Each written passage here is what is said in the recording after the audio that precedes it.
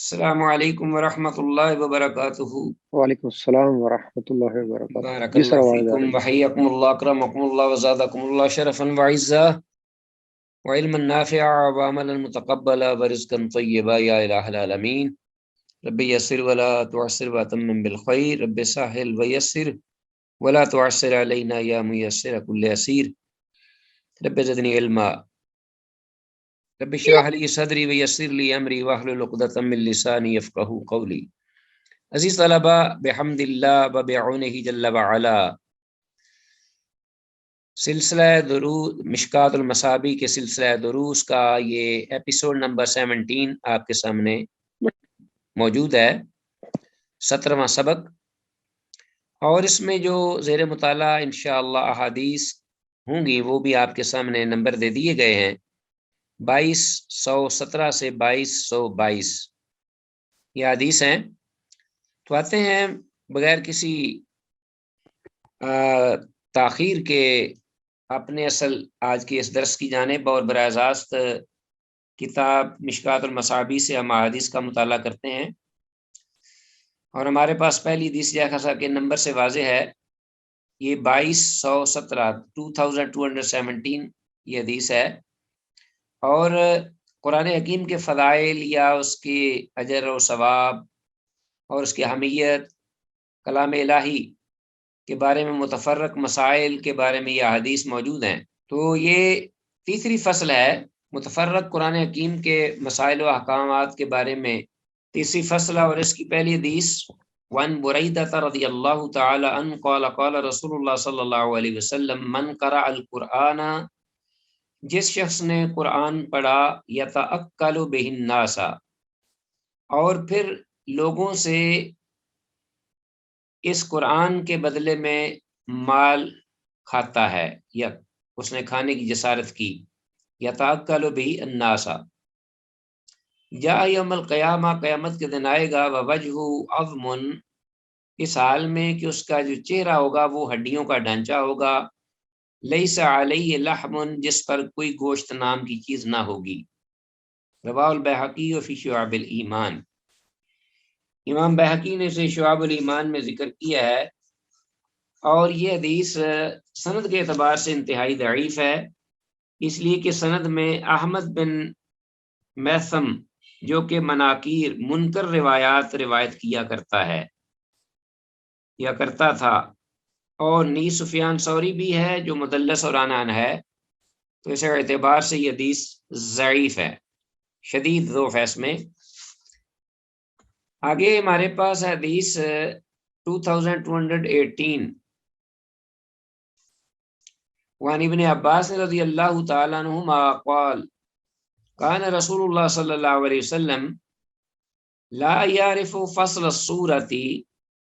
کہ رسول اللہ صلی اللہ علیہ وسلم نہیں پہچانتے تھے سورت کے درمیان کوئی فاصلہ، کوئی گیپ، کوئی فرق، حتی ینزل علیہ بسم اللہ الرحمن الرحیم، یہاں تک کہ اترتی آپ پر، نازل ہوتی آپ پر بسم اللہ الرحمن الرحیم، جو کہ فرق کیا کرتی تھی صورتوں کے درمیان، اور یہ پتہ معلوم ہو جاتا تھا، علم ہوتا تھا کہ اب یہ صورت کا اختتام ہوا اور نئی صورت کا آغاز ہوا۔ رواہ ابو داود، امام ابو داود نے اس کو روایت کیا ہے، اور یہ حدیث صحیح ہے سند کے اعتبار سے، اور حدیث میں الفاظ فصل السورہ کا مطلب ہے صورت کا فرق، یعنی صورت کے درمیان فرق کرنا، تو باقی حدیث جو ہے یہ کلیئر ہے، بالکل واضح ہے۔ آگے ہمارے پاس حدیث ہے نیکسٹ 2219، جو کہ علقمہ رضی اللہ تعالیٰ عنہ سے روایت مروی ہے، وان علقمہ رضی اللہ تعالیٰ عنہ قال کنا بحمصہ، ہم حمص میں تھے۔ حمص جو ہے یہ ایک بڑا معروف شہر ہے سیریا میں، ملک شام کا، تو گویا کہ شام ملک کے حمص شہر میں تھے، علقمہ کہتے ہیں۔ فقرأ ابن مسعود سورۃ یوسف، تو عبداللہ ابن مسعود رضی اللہ تعالیٰ عنہ قاری اس امت کے بڑے، وہ بھی موجود تھے، تو انہوں نے وہاں سورہ یوسف تلاوت کی۔ فقال رجل، تو ایک آدمی سن کر کہنے لگا ما ھکذا انزلت، اس طرح یہ صورت نہیں اتاری گئی۔ اب وہ آدمی کوئی عام تھا، ان پڑھ تھا، اور یہ اللہ کے رسول کے جلیل القدر صحابی اور قاری تھے، بہت ماہر۔ اور آپ کو یاد ہوگا کہ رسول اللہ صلی اللہ علیہ وسلم نے عبداللہ بن مسعود رضی اللہ عنہ کو ایک دفعہ فرمایا تھا، اقرا علیہ یا عبداللہ بن مسعود اور القرآن، کہ عبداللہ بن مسعود میرے سامنے قرآن تلاوت کیجئے۔ تو پھر انہوں نے قرآن پڑھنا شروع کیا اور سورہ نساء کو، تو پھر ایک آیت پہ آ کر جب پہنچے تو رسول اللہ صلی اللہ علیہ وسلم نے فرمایا کہ رک جاؤ، بس کرو، کافی ہے۔ تو آپ صلی اللہ علیہ وسلم کی آنکھیں اشک بار تھیں۔ تو یہ عبداللہ بن مسعود رضی اللہ عنہ سورہ یوسف پڑھی، سبحان اللہ، احسن القصص۔ اور آپ کو علم ہے کہ آج بھی قاری کہ سورہ یوسف تلاوت کرتا ہے تو جناب آدمی رونگٹے کھڑے ہو جاتے ہیں صاحب ایمان کے۔ تو کیا کمال انہوں نے پڑھی ہوگی۔ تو یہ آدمی کہنے لگا ما ھکذا انزلت، کہ یہ صورت اس طرح اتاری نہیں گئی۔ تو فقال عبداللہ، تو عبداللہ بن مسعود رضی اللہ عنہ کہنے لگے واللہ، اللہ کی قسم، لقرأتها علی عہد رسول اللہ صلی اللہ علیہ وسلم، کہ میں نے اسی طرح اس کو پڑھا تھا رسول اللہ صلی اللہ علیہ وسلم کے ہی دور میں، یا پڑھا کرتا تھا، اسی طرح پڑھا کرتا تھا اور پڑھا تھا میں نے سورت کو پیغمبر پاک صلی اللہ علیہ وسلم کے حیات طیبہ میں، عہد میں۔ وقالت، تو آپ صلی اللہ علیہ وسلم نے سن کر فرمایا تھا احسنتا، کیا تو نے خوب پڑھا ہے عبداللہ، کیا تو نے خوب پڑھی ایک سورہ یا اس قرآن کو۔ فبینہ ہوا یکلمہ، تو اس حال میں کہ وہ عبداللہ بن مسعود اس آدمی سے گفتگو کر رہے تھے اور یہ بات کر رہے تھے، اس کو سنا رہے تھے، اذ وجد من ریح الخمر، کہ اچانک عبداللہ بن مسعود رضی اللہ تعالیٰ عنہ نے اس شخص کے منہ سے شراب کی بو کو محسوس کیا، شراب کی بو کو۔ فقالا، تو فرمایا، کہنے لگے کہ تشرب الخمر وتکذب بالکتاب، کہ کیا تو شراب پیتا ہے اور پھر اللہ کی کتاب کو جھٹلاتا ہے۔ اللہ اکبر۔ فضربہ الحد، تو اس کے بعد انہوں نے اس پر حد قائم کی شراب کی۔ تو یہ گویا کہ اس کے فسق و فجور کی بنا پر اس نے یہ ہردہ سرائی کی۔ تو بہرحال شراب پینے والے کے جو دل و دماغ پر اس کے مائنس اثرات نیگیٹو ہوتے ہیں وہ تو لازمی ہے، یہ کہ ام الخبائث ہے، تو ایسی بکواس اس کے منہ سے نکلنا تھی، اس پر حد قائم کر دی گئی۔ آگے ہے حدیث ہمارے پاس زید بن ثابت رضی اللہ تعالیٰ عنہ سے،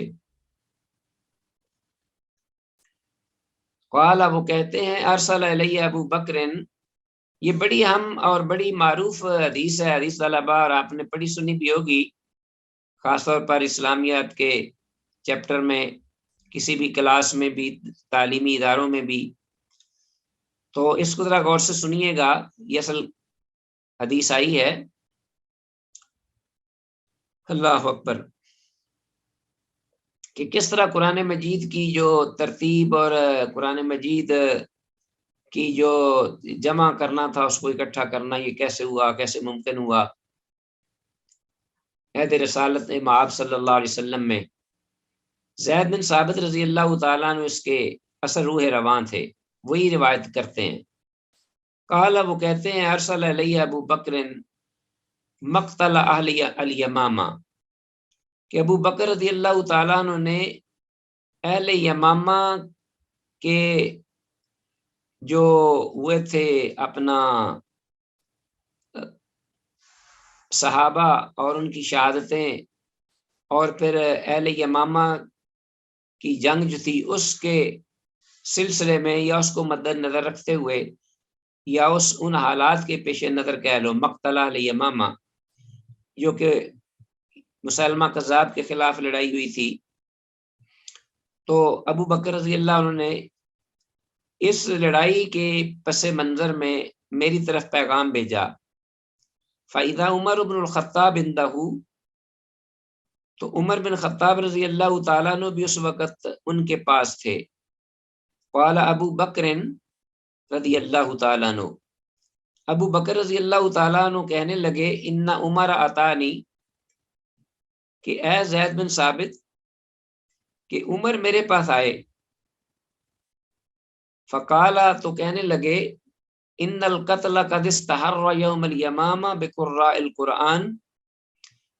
کہ یمامہ کا جو دن تھا یعنی یمامہ کی لڑائی، اس میں قرآن کے بہت سارے قراء جو ہیں وہ قتل ہوئے.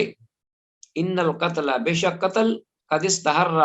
بہت زیادہ نقصان جانی ہوا اور یہ نگل گیا یہ دن یمامہ کا قتل کے ساتھ قرآن کے قاریوں کی شہادت یا ان کے قتل ہونے کی بنا پر. وَإِنِّي أَخْشَىٰ، اور بے شک میں ڈرتا ہوں، ان استحر القتل بالقراء بالمواطن، اگر قتل اسی طرح رہے جاری قرآن کے قاریوں کے بالمواطن اور دیگر جگہوں میں بھی، فَيَذْهَبُ كَثِيرٌ مِّنَ الْقُرْآنِ، تو بہت سارا قرآن کا حصہ کہیں تلف نہ ہو جائے، چلا نہ جائے. فَيَذْهَبُ كَثِيرٌ مِّنَ الْقُرْآنِ وَإِنِّي أَرَىٰ، اور بے شک میں دیکھتا ہوں یا میرا خیال ہے، أَن تَعْمُرَ بِجَمْعِ الْقُرْآنِ، کہ آپ حکم کیجئے قرآن کو جمع کرنے کا، اکٹھا کرنے کا ایک جگہ پر. قلت لعمر، کو میں نے عمر رضی اللہ عنہ سے یہ کہا ہے، یہ بات حضرت ابو بکر صدیق زید بن ثابت کو بلا کر کہہ رہے ہیں اور حضرت عمر پاس بیٹھے ہوئے ہیں رضی اللہ عنہم اجمعین. قلت لعمر، تو میں نے عمر کو کہا ہے رضی اللہ عنہ، کیف تفعل شیئا، آپ وہ کام کیسے کر سکتے ہیں، وہ چیز کہ لم یفعلہ رسول اللہ، کہ جسے رسول اللہ صلی اللہ علیہ وسلم نے سر انجام نہیں دیا اپنی زندگی میں. یعنی اللہ کے رسول نے قرآن کو اس طرح جمع نہیں کیا اور آپ وہ کیسے کر سکتے ہیں. قال عمر، عمر رضی اللہ عنہ کہنے لگے ھذا واللہ خیر، یہ عمل اللہ کی قسم بہتر ہے، خیر ہے، خیر پر مبنی ہے. فلم یزل عمر یراجعنی، تو پھر ہمیشہ رہے عمر مسلسل مجھے یہ بات دہراتے، میرے سامنے اس بات کا تذکرہ کرتے، حتی شرح اللہ صدری لذالک، یہاں تک کہ اللہ نے اس معاملے کے بارے میں میرا شرح صدر کر دیا ہے، یعنی میرا سینہ کھول دیا اور مجھے سمجھ آ گئی. وَرَأَيْتُ فِي ذَلِكَ الَّذِي رَأَى عُمَرُ، اور اب اس سلسلے میں میرا بھی یہی خیال ہے جو کہ عمر کا خیال تھا یا جو عمر نے خیال کیا یا سمجھا. قال زید، اب زید بن ثابت رضی اللہ تعالیٰ عنہ وہاں موجود تھے، وہ کہنے لگے یہ سن کر حضرت ابو بکر صدیق کی یہ بات. زید کہتے ہیں کہ قال ابو بکر، کہ ابو بکر رضی اللہ عنہ نے مجھے یہ بھی کہا کہ انک رجل شاب، کہ آپ نوجوان ہیں، نوجوان آدمی ہیں، عاقل، صاحب عقل ہیں، یعنی ذہین ہیں، عاقل ہیں، سمجھدار ہیں. لا نتہمو، کا ہم اس بارے میں آپ کو اتہام نہیں دے سکتے کیونکہ آپ بالکل ماشاءاللہ کلیئر اور بڑے دیانتدار سچے ہیں. وقد کنت تکتب الوحی لرسول اللہ صلی اللہ علیہ وسلم، اور آپ وہ ہیں کہ جو رسول اللہ صلی اللہ علیہ وسلم پر نازل کردہ وحی کو لکھا کرتے تھے، یعنی کاتبین وحی میں سے بھی ہیں اور نوجوان ہیں، ذہین ہیں. فتتبع القرآن فاجمعہ، تو آپ قرآن مجید کے بارے میں ریسرچ کیجئے اور اس کو ایک جگہ پر اکٹھا کر دیجئے. قرآن مجید کے اوراق جو بکھرے ہوئے ہیں، مختلف ہیں، اشیاء پر لکھے ہوئے، ان کو ایک جگہ اکٹھا کر کے ان کو فالو کر کے، ان کی تتبع یعنی ان کی تلاش کر کے ان کو جمع کر دیجئے، اکٹھا کر دیجئے ایک جگہ. فواللہ، اللہ کی قسم، لو کلفونی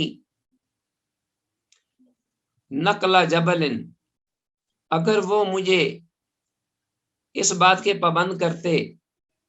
کہ ایک پس پہاڑ کو نقل جبل من الجبال، پہاڑوں میں سے ایک پہاڑ کو نکال کر اس طرف کر دو، منتقل کر دو، ما کان اثقل علیہ، تو یہ عمل مجھ پر بھاری نہ ہوتا، گراں نہ گزرتا، مما امرنی بہ، میں جمع القرآن، اس معاملے سے کہ جو انہوں نے مجھے قرآن اکٹھا کرنے کا حکم دیا۔ یہ آگے زید بن ثابت رضی اللہ عنہ بیان کر رہے ہیں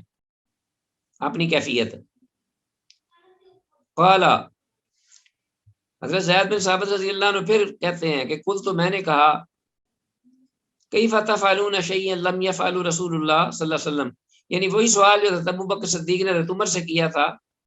وہی اب زید بن ثابت کر رہے ہیں حضرت ابو بکر صدیق سے رضی اللہ تعالیٰ عنہ سے، کہ کیف تفعلون شیئا، کیا کیسے کرو گے تم وہ چیز، عمل، لم یفعل رسول اللہ، جس کو اللہ کے رسول نے نہیں کیا صلی اللہ علیہ وسلم۔ قال، تو ابو بکر رضی اللہ عنہ کہنے لگے، واللہ خیر، کہ یہ اللہ کی قسم خیر پر مبنی عمل ہے، کام ہے، یعنی پورا پروجیکٹ جو ہے قرآن کو جمع کرنے کا۔ فلم یظل ابو بکر یراجعنی، کہتے ہیں کہ ہمیشہ پھر رہے ابو بکر رضی اللہ عنہ اس بات کا میرے سامنے تذکرہ کرتے، دہراتے، یاد دلاتے، حتی شرح اللہ صدری، یہاں تک کہ اللہ نے میرے سینے کو کھول دیا، للذی شرح له صدر ابی بکر و عمر، اس کام کے لیے جس کام کے لیے اللہ نے ابو بکر اور عمر کا سینہ کھول دیا، کشادہ کر دیا تھا۔ فتتبعت القرآن اجمعہ، تو پھر میں نے الحمدللہ شروع کر دیا، اس پروجیکٹ پر کام شروع ہوا، اس کو سر انجام دینے کے لیے، قرآن کو اجمعہ، کہ میں جمع کروں، اکٹھا کروں اس کو، من العصب، کھجور کے ٹہنیوں، العصب، اللہ اکبر، کھجور کی شاخوں سے، واللخافی، اور پتھروں کی سلوں سے، جو کہ ہمارے زیر مطالعہ تھی کہ اللہ نے تو فتتبعت القرآن، تو میں نے جمع کرنا، فالو کیا قرآن کو، یعنی ریسرچ کی یا تلاش کی، اجمعو، کی اس کو میں جمع کروں، اکٹھا کروں، من العصب، کھجور کے جو شاخیں ہیں ان میں، واللخاف، اور پتھروں کی سلوں، اور اس طرح دیگر جو چیزیں، کاغذ، کپڑے وغیرہ جس میں بھی لکھا ہوا تھا، وصدور الرجال، اور لوگوں کے سینوں میں سے۔ سلائیڈ نظر آ رہی ہے؟ جی استاد نظر آ رہی ہے۔ جی، حتی وجدت آخر سورۃ توبہ، یہاں تک کہ میں نے پائی سورہ توبہ کا آخری حصہ، آخری آیات، وجدت آخر سورۃ توبہ، ما ابی خزیمۃ الانصاری، اور خزیمۃ الانصاری، ابو خزیمہ انصاری رضی اللہ عنہ کے پاس، سورہ توبہ کا آخری جو آیات یا حصہ تھا وہ ابو خزیمہ انصاری رضی اللہ عنہ کے پاس میں نے پایا۔ لم اجدھا ما احد غیرہ، نہیں پا سکا اس کو میں ان کے علاوہ کسی ایک کے پاس۔ یہ آیات تھی، لقد جاءکم رسول من انفسکم، حتی خاتمت براءت، یہاں تک کہ براءت سورہ کا آخری خاتمہ، یعنی آخری آیات بھی۔ فکانت الصحف عند ابی بکر، اور جو صحف تھے وہ ابو بکر رضی اللہ عنہ کے پاس تھے، یعنی یہ رہے جو کہ جمع کیے، حتی توفاہ اللہ، یہاں تک کہ اللہ نے ان کو اٹھا لیا، یعنی وہ فوت ہوئے۔ ثم عند عمر، پھر وہ صحف جو اکٹھے کیے گئے تھے ایک ہی جگہ پر، وہ عمر رضی اللہ عنہ کے پاس آئے ان کی خلافت میں، حیاتہ، ثم عند عمر حیاتہ، ثم عند حفصہ بنت عمر، پھر عمر رضی اللہ تعالیٰ عنہ کے بعد حضرت عثمان رضی اللہ عنہ کے پاس نہیں آئے، بلکہ ان کی جو بیٹی تھی حفصہ، جو ام المومنین بھی تھیں، انہوں نے وہ سنبھال لیے۔ رواه البخاری، امام بخاری نے سے روایت کیا ہے۔ تو یہ رہی ایک حدیث، اس کے بارے میں کچھ تھوڑی سی معلومات میں پڑھ دیتا ہوں، بطور ایک اپنا معلومات کے طور پہ، جن کو آپ جانتے بھی ہیں غالباً۔ جنگ یمامہ مسلمہ کذاب کے خلاف لڑی گئی، جس نے نبوت کا دعویٰ کیا تھا، اور آپ صلی اللہ علیہ وسلم کی وفات کے بعد اس کی قوت بہت بڑھ گئی تھی، کہ بہت سے عرب کے قبائل مرتد ہو گئے تھے اور اس کے ساتھ مل گئے۔ ابو بکر صدیق رضی اللہ عنہ نے اس کی سرکوبی کے لیے سیدنا خالد بن ولید رضی اللہ تعالیٰ عنہ کو صحابہ اکرام کی ایک بڑی جماعت کے ساتھ اس کے مقابلہ کو بھیجا، یہاں تک کہ شدید لڑائی کے بعد مسلمہ واصل جہنم ہوا۔ نیز مسلمانوں کی ایک بڑی جماعت جن میں حفاظ کرام کی بھی ایک بڑی تعداد، اس نے بھی شہادت نوش فرمائی۔ تب اس لڑائی کے بعد خلیفہ ابو بکر صدیق رضی اللہ تعالیٰ عنہ نے زید بن ثابت رضی اللہ تعالیٰ عنہ کو اپنے ہاں بلا بھیجا، اور پھر یہ حدیث میں جو سلسلہ سارا یہ ذکر ہوا۔ امام خطابی رحمہ اللہ کے بقول حضور صلی اللہ علیہ وسلم نے اپنے آیات طیبہ میں قرآن مجید کو جو مصحف کی صورت میں مرتب نہیں فرمایا بلکہ اس کو اسی حالت میں رہنے دیا، تو شاید اس لیے کہ بعد حکم جو ہیں وہ اللہ کی طرف سے منسوخ نہ ہو جائیں،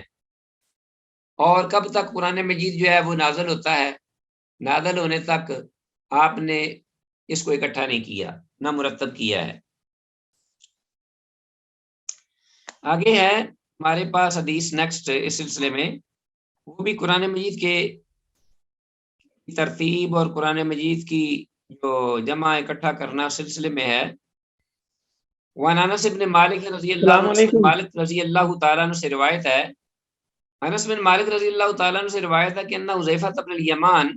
کہ حذیفہ بن یمان رضی اللہ تعالیٰ عنہ قادم علی عثمان رضی اللہ عنہ کے پاس آئے ان کی عہد خلافت میں۔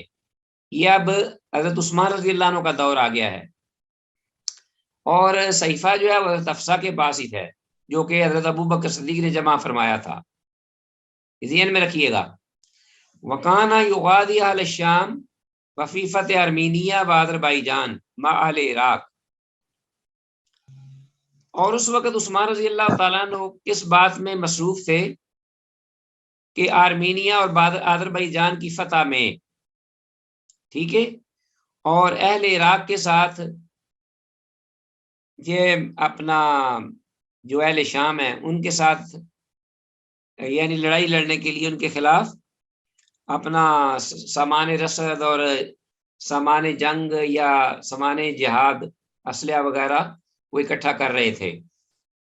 فافصا حذیفہ اختلافهم فی القراءۃ، کہ اس دوران حضرت حذیفہ رضی اللہ تعالیٰ نے حذیفہ بن یمان کو گھبراہٹ میں ڈال دیا، جہاں جہاں نئی فتوحات ہوئی تھی وہاں، یعنی خاص طور پہ آرمینیا اور آذربائیجان کے علاقے، وہ اجمی تھے نا، ان میں قرآن مجید کی جو قراءت اختلاف فی القراء، قراءت میں اختلاف نے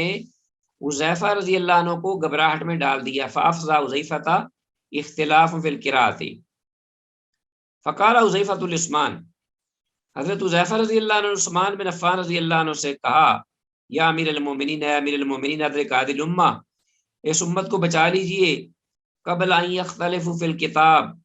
اس سے پہلے کہ وہ کچھ کتاب اللہ کے بارے میں اختلاف میں پڑ جائیں، اختلاف کرنا شروع کر دیں، اختلاف الیہود والنصارى، جس طرح یہودیوں اور عیسائیوں نے اختلاف کیا،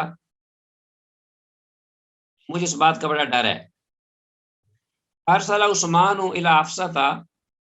اس پر عثمان رضی اللہ عنہ بھی چکنے ہوئے، انہوں نے بھیجا الی حفصہ رضی اللہ عنہ، حفصہ ام المومنین کی جانب، حفصہ بن عمر رضی اللہ عنہ کی جانب، کیا پیغام بھیجا، ان ارسلی الینا بالصحف، کہ ہمیں ہماری طرف بھیج دیجئے وہ صحیفے جو کہ ابو بکر صدیق رضی اللہ عنہ نے جمع کیے اور پھر آپ کے والد محترم کے پاس رہے، ننسخها فی المصاحف ثم نردها الیک، ہم چاہتے ہیں کہ ہم انہی مصاحف سے نقل کر لیں، ننسخها فی المصاحف، اپنے مصاحف بنا لیں، ثم نردها الیک، پھر ہم اس کو آپ کی طرف لوٹا دیں گے اسی طرح امانت۔ فارسلت بها حفصة الی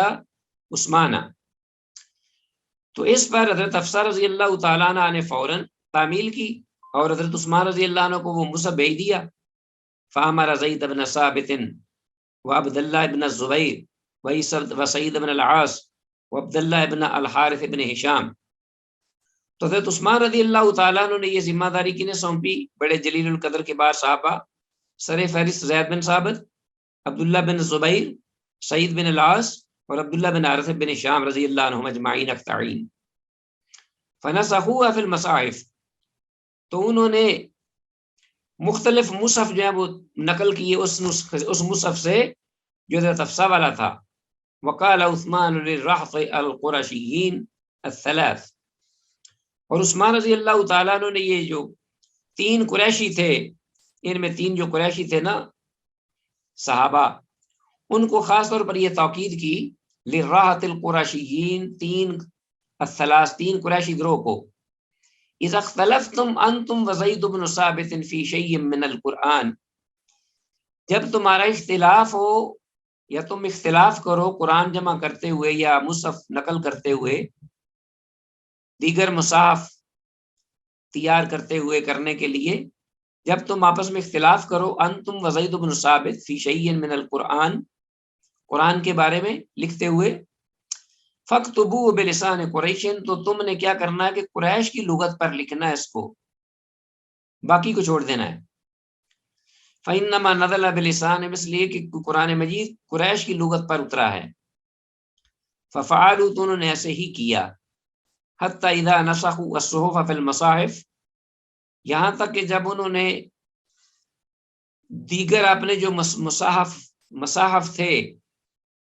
جو دیگر انہوں نے اپنے مصاحف تیار کیے حضرت حفصہ رضی اللہ تعالیٰ عنہ کے مصحف سے، رد عثمان الصحف الی حفصہ رضی اللہ عنہ، تو وعدہ کے مطابق عثمان رضی اللہ تعالیٰ عنہ نے وہ صحیفہ، وہ صحف جو کہ حضرت ابو بکر صدیق والے تھے، حضرت حفصہ رضی اللہ تعالیٰ عنہ کی جانب پلٹا دیے، بھجوا دیے۔ وارسل الی کل افق بمصحف مما نسخوا، اور بقیہ جو انہوں نے نقل کیے تھے، تیار کیے تھے، وہ انہوں نے مصحف اس حفصہ رضی اللہ تعالیٰ عنہ کے مصحف سے وہ انہوں نے مختلف علاقوں میں بھجوا دی، اطراف و کناف میں۔ وَأَمَرَ بِمَا سِوَاهُ مِنَ الْقُرْآنِ فِي كُلِّ صَحِيفَةٍ وَمُصْحَفٍ أَن يُحْرَقَ، اور یہ حکم دے دیا تمام صحابہ کو کہ ان مصحف کے علاوہ، وَأَمَرَ بِمَا سِوَاهُ مِنَ الْقُرْآنِ فِي كُلِّ صَحِيفَةٍ وَمُصْحَفٍ اور أَن يُحْرَقَ، کوئی بھی صحیفہ اور کوئی بھی اوراق آپ کو ملیں تو ان کو جلا دیا جائے، ادب و ادب و احترام کے۔ ایک تو اختلاف سے لوگ بچ جائیں گے، دوسرا یہ ہے کہ وہ ان کی بے ادبی نہ ہوگی۔ قال ابن شہاب، ابن شہاب زہری رحمہ اللہ کہتے ہیں، فاخبرنی خارجہ بن زید بن ثابت، کہ مجھے خبر دی خارجہ بن زید بن ثابت نے، یہ خارجہ جو ہیں زید بن ثابت کے بیٹے ہیں، انہ سمع زید بن ثابت، کہ انہوں نے اپنے والد محترم زید بن ثابت رضی اللہ تعالیٰ عنہ سے سنا، قال، کہ انہوں نے کہا، فقط تو آیت من الاحزاب، کہ یہ قرآن جمع کرتے وقت سورہ احزاب کی ایک آیت جو ہے وہ میں نہ پا رہا تھا، یعنی وہ مجھے مل نہیں رہی تھی۔ فقط تو آیت من الاحزاب حین نسخنا المصحف، اس وقت کہ ہم نے مصحف سے یہ دیگر مصحف تیار کیے، تو سورہ احزاب کی آیت جو ہے وہ مجھے نہیں مل رہی تھی۔ قد کنت اسمع رسول اللہ صلی اللہ علیہ وسلم یقرأ بها، اس لیے کہ میں وہ سنا کرتا تھا رسول اللہ صلی اللہ علیہ وسلم سے وہ آیت، کہ آپ وہ اس کو پڑھا کرتے تھے باقاعدہ، لیکن وہ مجھے مل نہیں رہی تھی کسی صحابی سے۔ فالتمسناها، تو پھر ہم نے مزید کوشش کی، اس کو تلاش کیا۔ فوجدناها، تو پھر ہم نے اس کو پائے لیا، الحمدللہ، بالآخر، مع خزیمہ بن ثابت الانصاری، حضرت خزیمہ بن ثابت الانصاری رضی اللہ عنہ کے پاس۔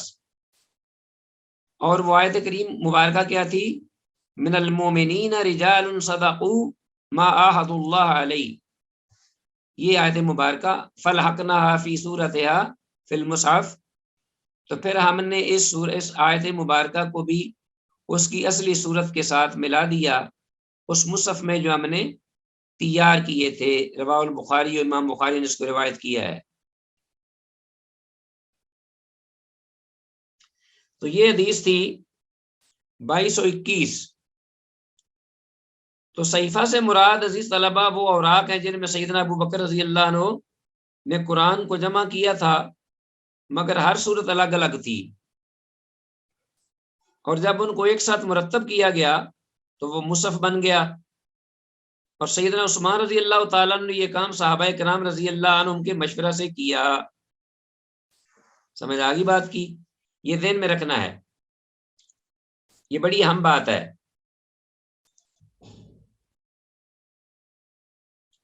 ابن بطال رحمہ اللہ کے بقول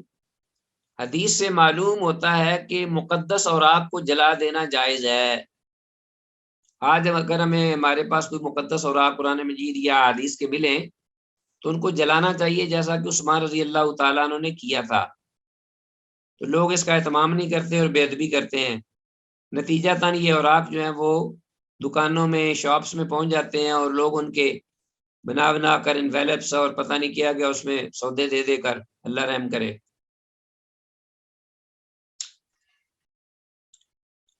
یہ بھی معلوم ہوا کہ اہل علم کے مطابق قرآن مجید 3 بار جمع ہوا ہے تقریباً. ایک بار نبی مکرم صلی اللہ علیہ وسلم کے روبرو آپ کے سامنے آپ کے ہوتے ہوئے آیات طیبہ میں، مگر یہ ایک مصحف میں نہ تھا بلکہ الگ الگ تھا، جدا جدا. دوسری بار ابو بکر صدیق رضی اللہ تعالیٰ نے یہ کام سر انجام دیا. حضرت علی کرم اللہ وجہ فرمایا کرتے تھے کہ مصحف کے معاملے میں سب سے بڑھ کر مزدوری سیدنا ابو بکر رضی اللہ تعالیٰ عنہ کو ملے گی. اللہ تعالیٰ ابو بکر پر رحم کرے کیونکہ انہوں نے ہی کتاب اللہ کو سب سے پہلے جمع کیا تھا. تیسری بار عثمان ذی النورین رضی اللہ عنہ کے وقت میں جمع ہوا. آپ رضی اللہ تعالیٰ عنہ نے صحابہ اکرام کو اکٹھا کیا اور مصحف کو لغت قریش میں متعدد نقول تیار کرا کر عرب کے جوان اطراف و اکناف میں بھجوایا. امام ابو داود رحمہ اللہ کہتے ہیں کہ میں نے ابو حاتم سجستانی سے سنا ہے کہ کل 7 مصاحف تھے، 7 سکرپٹس. ایک مکہ کو، ایک شام کو، ایک یمن کی جانب، ایک بحرین کی جانب، ایک بصرہ کی جانب، ایک کوفہ کی جانب اور ایک مدینہ میں رکھا خود اپنے پاس، جسے مصحف مدینہ کہتے ہیں. سیدنا ابو بکر اور سیدنا عثمان رضی اللہ تعالیٰ عنہ کے جمع کرنے میں فرق یہ ہے کہ ابو بکر رضی اللہ تعالیٰ عنہ نے اس ڈر سے جمع کیا کہ کہیں قرآن حکیم سے کچھ گم نہ ہو جائے، ضائع یا تلف نہ ہو جائے، جس طرح کہ مسلمہ کذاب کے خلاف اہل یمامہ کے ساتھ لڑائی ہوئی اور بہت سارے صحابہ شہید ہوئے قرآن حکیم کے قاری. اور عثمان رضی اللہ تعالیٰ عنہ نے اس لیے جمع کیا کہ امت میں اختلاف نہ ہو، جیسا کہ حضرت حذیفہ بن یمان نے انہیں اس بات پر اکسایا اور ڈرایا رضی اللہ تعالیٰ عنہ. تو سیدنا عثمان رضی اللہ تعالیٰ عنہ حقیقت میں جامع قرآن نہیں بلکہ لوگوں کو قریش کی لغت پر اکٹھا کرنے والے ہیں. تو اصل جمع حضرت ابو بکر صدیق رضی اللہ عنہ نے کیا تھا، لیکن وہ ایک ہی مصحف تھا جو حضرت حفصہ کے پاس تھا اور اسی کو فالو کیا. پھر آگے کئی نقلیں تیار کرائیں لکھتے لغت قریش پر حضرت عثمان رضی اللہ تعالیٰ عنہ نے. یہ چند باتیں تھی، بڑی اہم تھی، اس بارے میں چاہ رہا تھا کہ آپ کو بتا دوں. آگے ہمارے پاس حدیث 2222 عبداللہ بن عباس رضی اللہ تعالیٰ عنہما کی.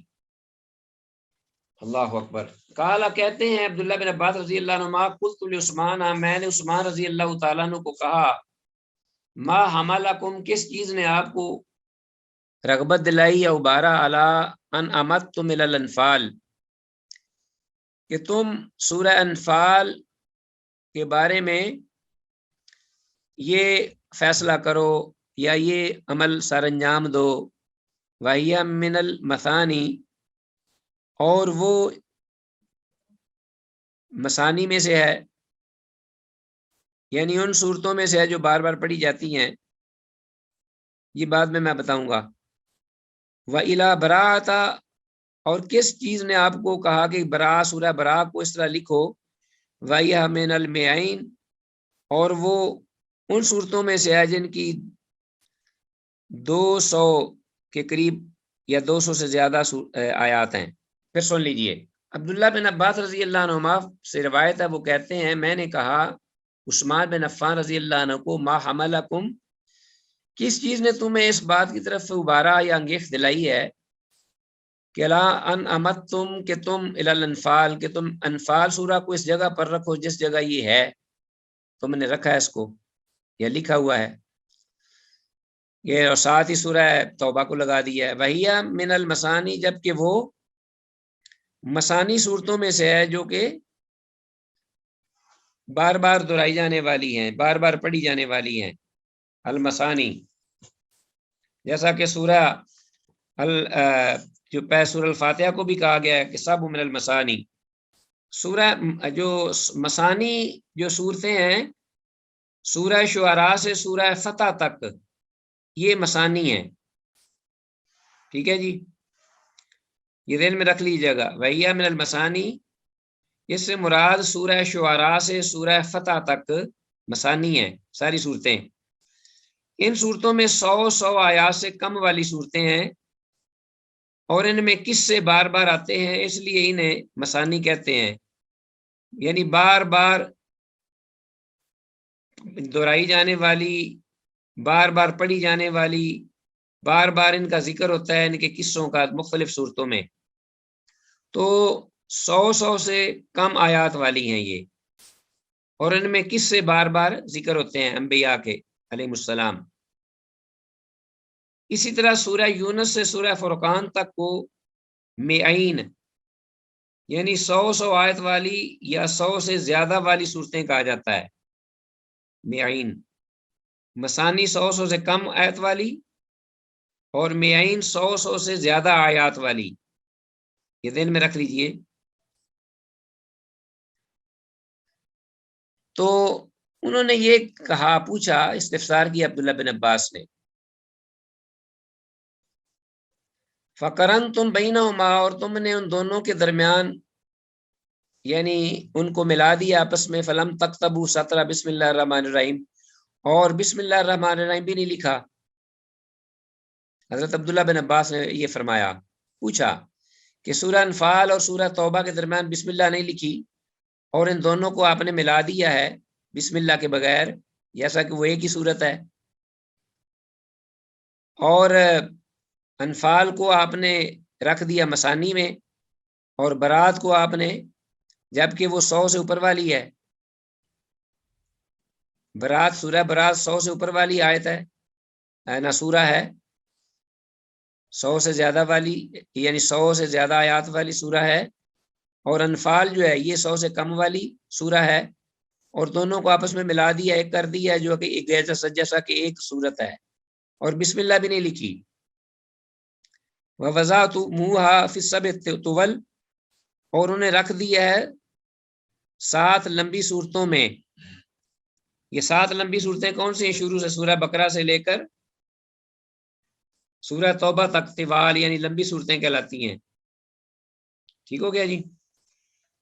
قال عثمان، اب عثمان رضی اللہ عنہ کا جواب سنیے، یہ سوالات ہمیں بھی کھٹکتے ہیں۔ قال کان رسول اللہ صلی اللہ علیہ وسلم مما یاتی علیہ من الزمان، کہ رسول اللہ صلی اللہ علیہ وسلم پر ایک وقت تھا جب مما یاتی علیہ زمان و ینزل علیہ صور ذوات العدد، کہ جب اتاری جاتی ہیں آپ پر صورتیں متعدد آیات والی، جن کی آیات بہت زیادہ ہوتی ہیں، مختلف ہوتی ہیں۔ وکان اذا نزل علیہ شیء، اور جب بھی کوئی شے اترتی آپ پر، دعا بعد، تو آپ بعض کاتبین کو بلاتے، من کان یکتب، جو وہ لکھا کرتا تھا وہی کو، فیقول، تو آپ فرماتے، ذروا ہؤلاء الآیات، کہ ان آیات کو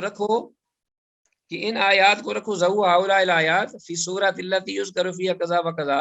ان آیات کو رکھو فی سورۃ، سورت میں، التی یذکر فیہا کذا و کذا، جس میں اس چیز کا ذکر ہے، ان باتوں کا، ان احکام کا ذکر ہوا ہے، اس میں ان آیات کو وہاں ایڈجسٹ کرو، یعنی رکھ دو، لگا دو۔ فَإِذَا نَزَلَتْ عَلَيْهِ الْآيَةُ، اور جب کوئی ایک آیت اترتی ہے آپ پر صلی اللہ علیہ وسلم پر، فیقول، تو آپ فرماتے باقاعدہ، ذروا هذه الآیہ، کہ اس آیت کو بھی رکھو، فی سورہ، فلاں صورت میں، التی یذکر فیہا کذا و کذا، کہ جس صورت میں فلاں فلاں چیز کا تذکرہ ہوا ہے، یعنی صورت، ان آیات کو جب زیادہ اترتی تو صورت کا نام لیتے باقاعدہ اور جگہ کا نام بتاتے کاتب وحی کو، اور جب ایک آیت اترتی تو وہ بھی پھر بھی صورت کا نام لے کر کہتے کہ اس آیت کو فلاں جگہ پر رکھو، فلاں صورت میں، گویا کہ یہ توقیفی تھا، یہ آپ صلی اللہ علیہ وسلم کی طرف سے نہیں، صحابہ کرام کی طرف سے نہیں، بلکہ یہ اللہ کی طرف سے وحی ہوتی تھی اور آپ حکم کرتے تھے۔ وَكَانَتِ الْأَنْفَالُ مِنْ أَوَائِلِ مَا نَزَلَتْ بِالْمَدِينَةِ، اور آپ نے انفال کے بارے میں پوچھا ہے اور توبہ کے بارے میں کیوں ملا دی گئی ہے، بغیر بسم اللہ کے. تو انفال جو تھی من اوائل ما نزل بالمدینہ، ان صورتوں میں سے تھی ایک جو مدینہ میں شروع میں اتری. مدینہ میں آتے ہی شروع میں جو صورتیں اتری ان میں سے انفال بھی تھی. وکانت برات من آخر القرآن نزولا، جبکہ سورہ برات جو تھی وہ قرآن مجید کی ان صورتوں میں سے تھی جو آخر میں اتری، آخر میں نازل ہوئی. وکانت قصتها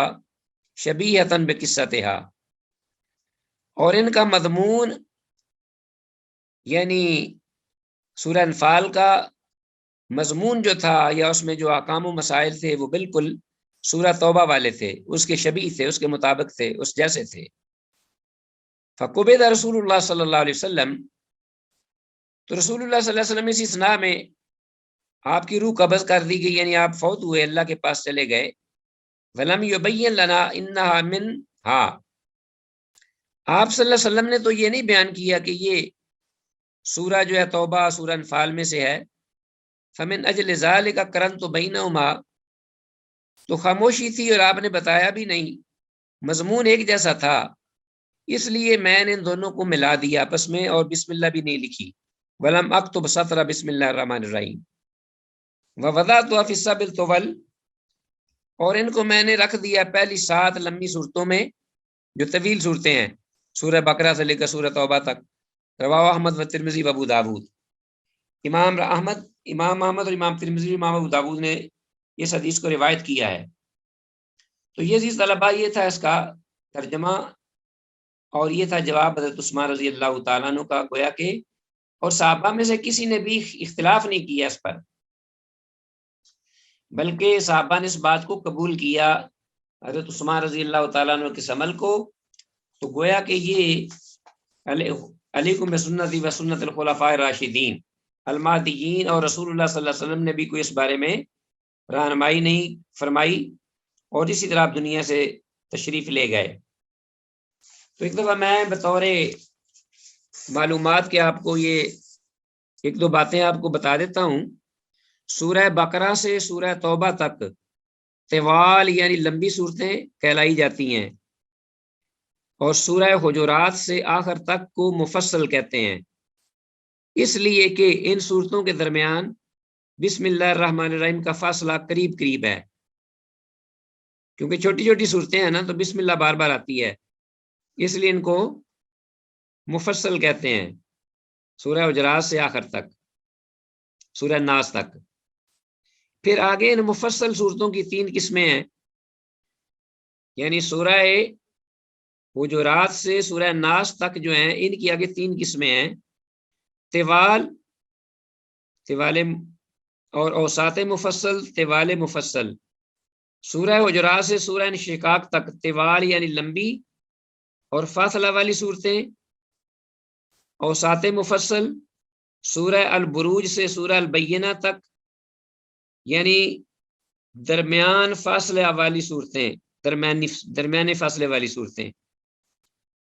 اور یہاں سے آخر تک قرآن حکیم کے ناس تک کے سارے مفصل، یعنی چھوٹی بھی ہیں اور پھر مفصل بھی ہیں، یعنی بار بار ان میں بسم اللہ بھی آتی ہے، یعنی چھوٹی فاصلہ والی صورتیں. ٹھیک ہو گیا جی؟ تو یہ بطور ایک معلومات کے میں نے آپ کو بتایا تھا. تو اس کے ساتھ ہی آج کا سبق اختتام پذیر ہوا ہے، اس دعا کے ساتھ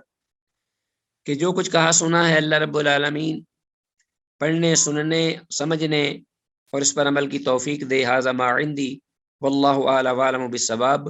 السلام علیکم ورحمۃ اللہ وبرکاتہ.